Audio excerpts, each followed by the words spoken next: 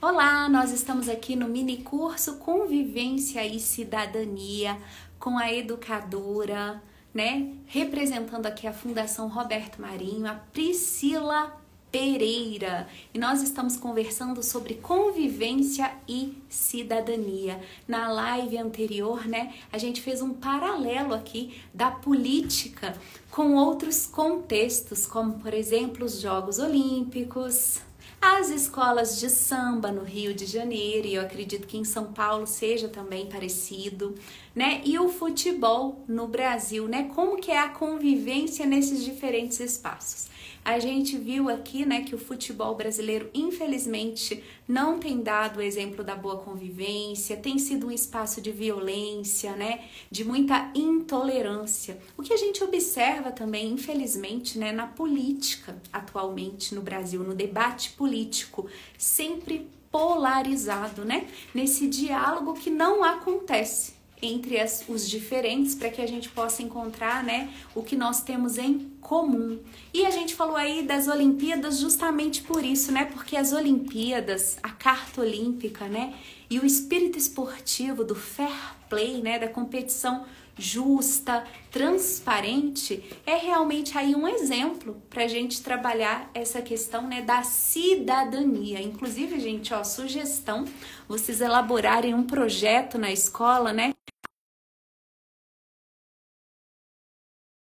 de cidadania, lembrando daqueles pilares que a Patrícia falou, da convivência com o outro, da convivência com o planeta e meio ambiente e também da convivência conosco mesmo. Então eu fiz aqui uma retomada, Priscila, para a gente continuar, Foi bastante interessante, gostei muito do exemplo que você trouxe da escola de samba, não é a minha realidade, eu não conheço de perto, e eu fiquei feliz de saber que o contexto é esse, que tem um espírito, de convivência e de cidadania, que pode nos ensinar muito aí, para outras questões, como por exemplo, para a política no nosso país. Vamos falar de convivência na escola? A nossa transmissão, Priscila, ela está chegando aqui ao final, a gente tem aproximadamente mais 12 minutos, mas é importante a gente dar esse foco, na escola, na sala de aula. Será que existe um lugar em que a gente convive tanto com as mesmas pessoas do que a sala de aula? Porque, olha, antigamente a gente ficava muito tempo em casa. Hoje em dia a gente fica muito tempo fora. As crianças na escola, os adultos no trabalho. E eu estava pensando que eu acho que não existe convivência mais aproximada que a do professor e seus alunos dentro de uma sala de aula. São muitas horas por dia, muitos dias por ano, Uma convivência intensa. Essa convivência, ela também está em crise?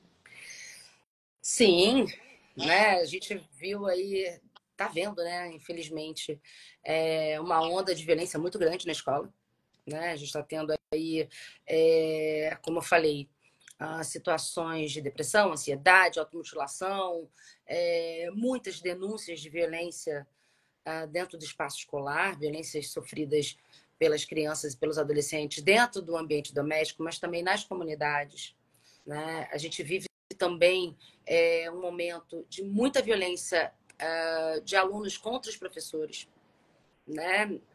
Então, bullying enfim, em altos índices, acontecendo. A gente tem aí grandes desafios. Acho que, eu falei isso até no curso, a escola é um microcosmos da sociedade, Ali estão presentes as situações de racismo, de homofobia, de diferenças socioeconômicas que muitas vezes aparecem ali, Os conflitos, as situações de autoridade também, Os conflitos de autoridade, muitas vezes de autoritarismo, Então, a violência ela se mostra dentro do espaço e as dificuldades de convivência em muitos níveis, Seja na relação entre os alunos, dos alunos entre si, dos alunos com os educadores, dos educadores entre si, dos educadores com a gestão, da gestão na escola, com os profissionais É da uma comunidade teia, escolar. É uma teia, E muitas vezes a gente olha para esse espaço como um espaço empresarial, que não deixa de ser, mas a gente precisa pensar que o nosso principal capital ali é humano, Então a gente vai ter a criança que vai chegar trazendo as suas dificuldades, as suas violências sofridas. A gente vai ter a situação de segurança pública da comunidade, né, do entorno. A gente vai ter as crianças que são, enfim, as crianças com deficiência, né, que precisam de uma resposta urgente para a inclusão dentro desses espaços, os alunos e as alunas transexuais, enfim, a gente tem um contexto grande ali de situações que estão para além do currículo, né? Do currículo de matemática, português, do currículo duro, digamos assim, né? E que a gente precisa pensar sobre eles. Agora, já que a gente poderia falar desse tema um tempão, né? Com esse enfoque, mas já que a gente tem pouco tempo, o que eu posso deixar, né, de reflexão é a seguinte: está previsto no nosso Estatuto da Criança e Adolescente que a criança e o adolescente precisam participar de todos os ambientes de decisão em que eles estão inseridos, né? Está na Constituição, está no ECA. Perfeito. E a gente não consegue colocar isso em prática. A gente não consegue, né? A gente e aí eu estou dizendo isso de uma forma assim, muito transparente. Eu fui conselheira de direitos durante muito tempo, acabou meu mandato agora aqui no município do Rio. E mesmo num espaço de garantia de direitos da criança e adolescente, a gente tinha profunda dificuldade em trazer efetivamente crianças e adolescentes para pensar políticas públicas, para pensar em encaminhamentos, para sentar ombro a ombro e não falar por eles, mas falar com eles. E mais ainda, deixar eles falarem sobre eles. Uhum. Né? E a gente reproduz isso de muitas maneiras, né? O famoso, eu sou de TV também, né? Trabalho com educação, trabalho com TV. Muitas vezes a gente vai, por exemplo, falar sobre a situação dos seringueiros. Aí a gente chama o especialista da universidade para falar sobre isso no entrevista próprio, né? Então, não faz sentido, né? A gente até falou sobre isso no começo da live, né? Muita gente propondo solução para a educação sem ser da educação. Sem ser da educação. É a mesma coisa. A gente propõe situações para conflitos entre crianças e adolescentes em que a gente não escuta eles efetivamente para ouvir o que eles pensam, né? A gente tem aí vários exemplos, né, de escolas que fazem um trabalho brilhante, de grêmios, de busca ativa feita por adolescentes com muito mais efetividade, né, de adolescentes e crianças, né, até já da educação infantil, que participam do planejamento pedagógico dessas escolas, que sentam juntos para dizer como pensar no coletivo, como resolver os conflitos. Perfeito. Né? Então, acho que talvez esse seja um caminho. E por isso que eu acho que a escola ela é um espaço muito rico para a gente pensar nessa crise de convivência que a gente está vivendo.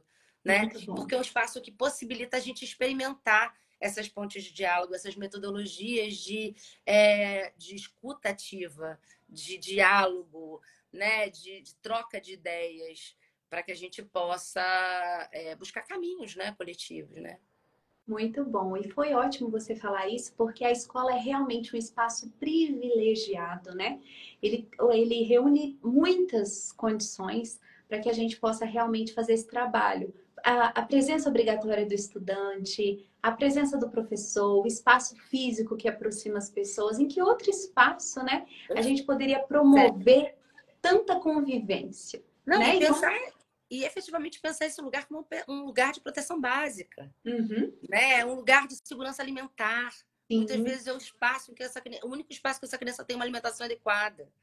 O professor Miguel Arroio falou muito ontem sobre isso, né? Que a escola, às vezes, que não é só aquele lugar para você aprender as coisas. Às vezes a escola salva a vida do aluno, literalmente. Literalmente.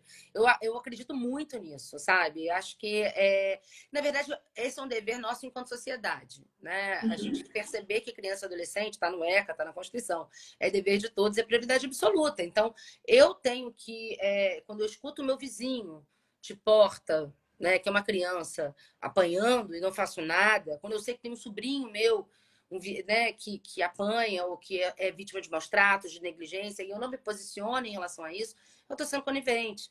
né? Quando uma criança chega na escola trazendo um relato de violência, trazendo um relato de negligência, a gente não faz nada, é mais sério ainda. Sim. Né?